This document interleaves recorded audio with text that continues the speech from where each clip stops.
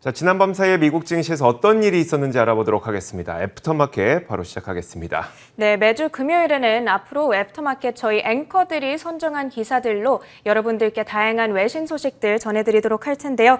글로벌 전문 앵커들의 시선으로 꼼꼼하게 선정한 미국 시장 이슈들 낱낱이 살펴보도록 하겠습니다.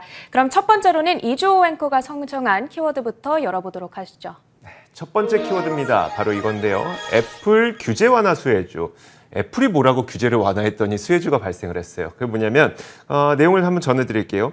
자, 이번에 정책을 좀 바꿨는데 애플이 그러면서 매치그룹이라든지 그리고 넷플릭스, 스포티파이 이런 몇몇 기업들의 주가가 일제히 올랐습니다. 애플이 일부 애플리케이션에 대해서 외부 결제 링크를 허용하기로 했는데 일부 구독 형태로 요금을 받아오던 우리가 리더 앱이라고 부릅니다. 이 리더 앱들만이 대상입니다. 그중에서 음원 플랫폼인 스포티파이와 그리고 비디오 스트리밍 서비스인 넷플릭스, 데이팅 글로벌 사이트인 이 매치그룹 이런 곳들이 해당을 하면서 수혜를 받을 것이란 기대감과 함께 이날 주가는 거의 6에서 7%가량 오르기도 했었고요. 매치그룹 넷플릭스의 경우에는 약 1% 정도 상승으로 장을 마치기도 했습니다. 네, 이렇게 주가가 좀 많이 뛰어오른 거 보니까 이 외부 결제 링크라고 하는 것에 대한 기대감이 상당한 것 같습니다. 어떤 기능인가요? 저도 이 외부 결제 링크가 도대체 뭐냐 이게 이해하기가 힘들었었거든요. 근데 네. 이렇게 떠올려 보면 어떨까요? 혹시 전체적인 앵커는 로블록스 게임 해요? 안 합니다. 안 하시죠? 네, 죄송합니다. 이런 얘기하기 어려운. 로블록스 게임과 넷플릭스에 결제할 때를 생각해 보시면 돼요. 그러니까 로블록스의 경우에는 우리가 게임 속에서 로벅스 결제하시겠습니까? 라고 눌러서 이제 결제를 누르면 바로 결제가 되는 그런 시스템이고 넷플릭스는 결제해 보셨죠? 해봤죠, 넷플릭스는. 넷플릭스는 우리가 가입하기를 누르면 외부 링크로 페이지가 열립니다. 네네네. 그 페이지에 열려서 그 페이지에서 가입을 한 이후에 결제를 하는 방식. 이게 바로 외부 링크인데. 외부 결제 링크군요. 그래서 인앱 결제가 아닌 외부 링크 결제가 지금 넷플릭스에서 사용하고 있는 방식이라는 거예요. 네. 그게 이제 외부 결제 링크와 인앱 결제에 우리가 볼 수 있는, 느낄 수 있는 차이점이고 이게 기업들에게는 어떤 차이를 발생시키냐면 인앱 결제의 경우에는 예컨대 이제 로블록스 같은 경우에는 만약에 우리가 이제 $1를 결제를 하게 되면 그 가운데 30% 정도를 이 인앱 결제 수수료로 애플이 떼어가게 됩니다. 결국 만약에 계속 인앱 결제만 하게 되면 특히 매달 구독을 하고 있는데 매달 10,000원씩 구독하고 있는데 매달 30%씩 애플이 그걸 떼어가게 되면 기업들이 사실 감당하기가 좀 힘들거든요. 그래서 구독형 앱들 가운데 몇몇 리더 앱들만 이번에 외부 결제 링크를 허용해 주기로 한 겁니다. 외부 결제 링크를 하게 되면 인앱 결제를 하는 것이 아니기 때문에 수수료 30%를 좀 줄일 수 있는 측면이 있고요. 그만큼 기업들은 마진을 좀 더 남길 수 있는 그런 기회가 되는 겁니다. 나름대로 애플 입장에서는 큰 맘을 먹고 이 외부 결제 링크를 허용해 준 것 같거든요. 그런데 이게 모든 기업들에 해당하는 건 아니겠죠? 그렇죠. 물론 그리고 큰 맘 먹고 그냥 선의로 한 건 아니고 이제 일본 공정위와 협상을 하다 보니까 이런 결정을 내리게 된 것이고 이게 이제 전 세계로 적용이 된 건데 말씀하셨던 것처럼 대부분의 앱들은 여전히 그 수혜를 받기는 좀 어려울 것으로 보입니다. 특히 인앱 결제가 많은 게임의 경우에는 계속 인앱 결제를 해야 되거든요. 그러다 보니까 게임들은 여전히 높은 수수료를 좀 물어야 되고 애플이 그렇다면 어느 앱을 이 리더 앱으로 규정할 것이냐에 따라서 수혜를 받을 수 있는 기업과 받을 수 없는 기업이 극명한 차이가 발생하기 때문에 이런 것들은 앞으로 애플이 어떤 앱을 리더 앱으로 결정하느냐를 우리는 좀 지켜봐야 됩니다. 다만 절대 외부 결제 링크를 지금까지 허용하지 않았었는데 그랬던 애플이 이를 허용하기 시작했다는 점에서 시장에서는 상당히 커다란 변화라면서 반갑다는 반응을 또 보이고 있기도 합니다. 자, 제가 준비한 내용은 여기까지고요. 그 두 번째 키워드도 한번 공개해 보도록 하겠습니다. 두 번째 키워드 바로 이겁니다. 네, 두 번째 키워드는 제가 준비해봤습니다. 실적 시즌 총정리를 해드리도록 하겠습니다.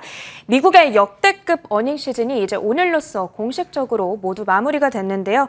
S&P 500 구성 종목 가운데 87%가 컨센서스를 상회하는 호실적을 발표하면서 굉장히 긍정적인 어닝 시즌이 마무리됐습니다.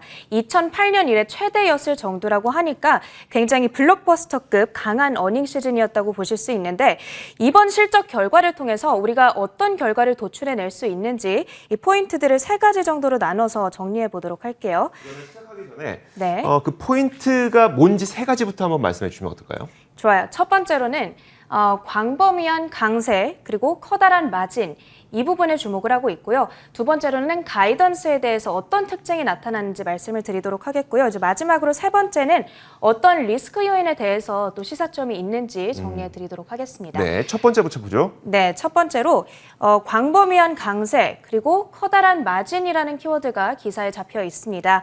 생츄어리 웰스의 CIO는 이번 실적 시즌에서는 시장 전반에 광범위한 강세가 도드라졌다고 짚어줬는데요. 사실 실적 시즌이 본격적으로 시작하기에 앞서서 이미 기업들의 매출이 강할 거라는 부분에 대해서는 전반적으로 동의가 되고 있었습니다. 그런데 문제는 폭등하는 원자재 가격 그리고 노동자 임금의 상승으로 인한 마진 손상이 더욱이 걱정이 되고 있었는데 결과적으로 이 발표된 마진들 역시도 나쁘지가 않았다는 부분에 집중을 하고 있습니다. 더불어서 이런 영업 마진 확장이 여름 내내 시장을 어느 정도 압박했던 피크 우려를 어느 정도 해소시켜 줄 수 있겠다 이런 말까지 덧붙였습니다. 두 번째로 가이던스에 대해서도 시사점을 제시하고 있는데요. 이번 어닝 시즌에서는 S&P 500 기업들 가운데 67개 기업이 긍정적인 가이던스를 제시해줬다고 합니다. 이는 2006년 이래 최다 숫자라는 점에서 좀 인상적이기도 한데 특히나 유난히 이번 어닝 시즌에서 가이던스가 좀 달랐던 특징은 기업들의 주가가 가이던스에 상당히 민감하게 반응했다는 부분이 꼽히고 있습니다. 가이던스를 상향 조정시키지 않거나 낮춰 잡았던 기업들의 주가가 상당히 크게 떨어지는 현상들이 덜어 발생했는데 또한 가이던스는 앞으로 각 기업들의 팬데믹에 따른 타격 그리고 공급망 문제가 얼마나 장기화될 것으로 내다보는지 알려주는 핵심적인 지표이기 때문에 오는 3분기에도 투자자들이 가장 주목하게 될 요소라고 짚어주고 있습니다. 이게 가이던스가 원래 굉장히 중요한 요소는 맞긴 한데 사실 이번 분기 실적에는 굉장히 좀 특수성이 좀 있었던 것으로 보이기도 합니다. 왜냐하면 2분기, 3분기는 당연히 좋을 걸 알고 있었고 이게 피크를 치고 그 이후가 안 좋은 피크 아웃이 아니냐에 대한 우려감이 있었기 때문에 가이던스의 영향력이 굉장히 컸던 것 같은데 자 그렇다면 마지막으로 세 번째 우리가 이번 실적 발표를 통해서 좀 의미를 도출할 수 있는 리스크 요인 이런 것들은 어떤 게 있을까요?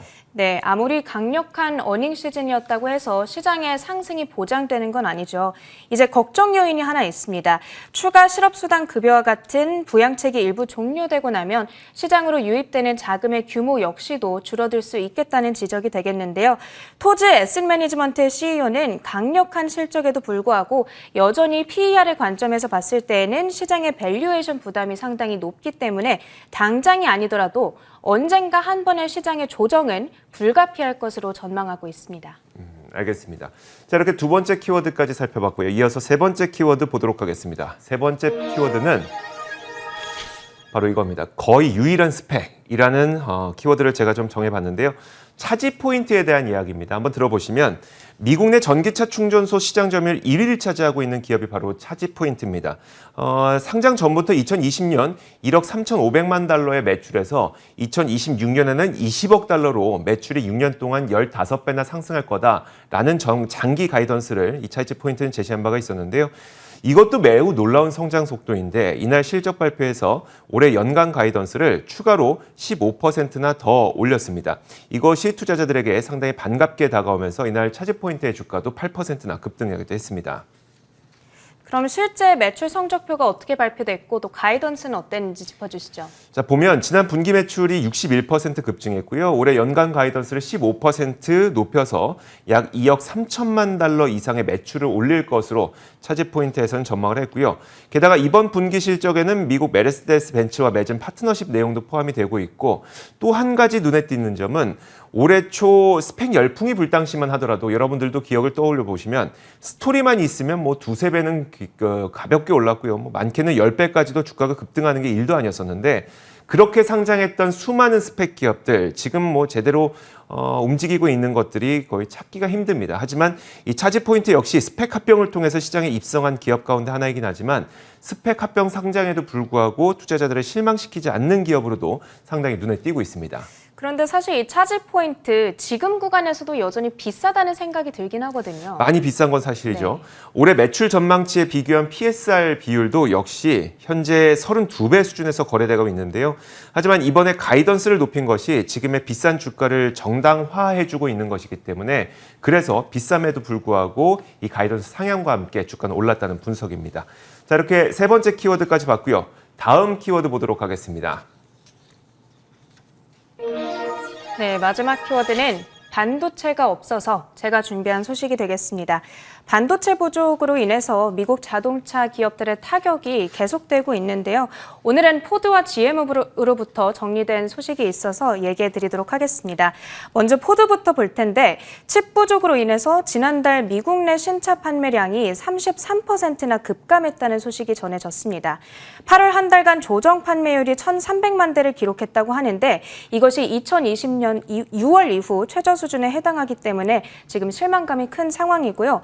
또 이 세일즈 페이스, 판매율이라고 불리는 개념이 이번 달 판매한 수준과 똑같은 페이스로 1년 내내 만약에 판매를 했을 경우에 자동차를 얼마나 팔았을지를 나타내주는 숫자라고 합니다. 그리고 이것이 업계가 얼마나 탄탄한지 보여주는 중요한 바로미터이기 때문에 이 수치가 낮게 나왔다는 점에 대한 실망감이 클 수밖에 없는 겁니다. 중요한 건 8월이 통상적으로 1년 가운데 판매량이 높게 나오는 한 달인데 그럼에도 불구하고 성적이 저조했다는데 더욱이 실망감이 모이고 있습니다. 또 GM에 대한 악재도 들려왔습니다. 북미 지역 내 생산량을 큰 폭으로 감산시킨다는 소식이었는데 미국과 캐나다 그리고 멕시코 내 8개 생산시설의 가동을 중단시킨다는 소식이었습니다. 감산의 대상이 되는 차량으로는 실버라도 1,500, 또 시에라 1,500, 쉐보레와 GMC 중형 픽업 트럭 등이 포함되고 있는데 대부분 2주 이후에는 재가동을 시작한다고 합니다. 예상보다는 장기화되고 있는 이 반도체 부족 사태로 인해서 좀 애를 먹고 있는 기업들 소식 전해드렸고요. 이 반도체 부족으로 인한 타격은 내년까지도 장기화될 수 있겠다는 예상까지도 나오고 있습니다. 자, 그러다 보니까 이것이 중고차 가격에까지 영향을 주고 있고 중고차 가격 올라가는 게 물가 상승에 영향을 주면서 사람들이 조기 테이퍼링에 대한 우려를 하고 있고 사실 이게 반도체 부족 현상이 너무 단순하게 볼 것이 아니라 굉장히 좀 여러 곳에 이 파장을 좀 일으키고 있는 것 같습니다. 좀처럼 빨리 해결됐으면 좋겠고요. 자, 이렇게 저희가 지난 밤 사이 있었던 여러 가지 이슈들을 4가지 키워드를 설정해서 정리를 해봤습니다. 지금까지 애프터마켓이었고요. 전채린 앵커도 함께했습니다.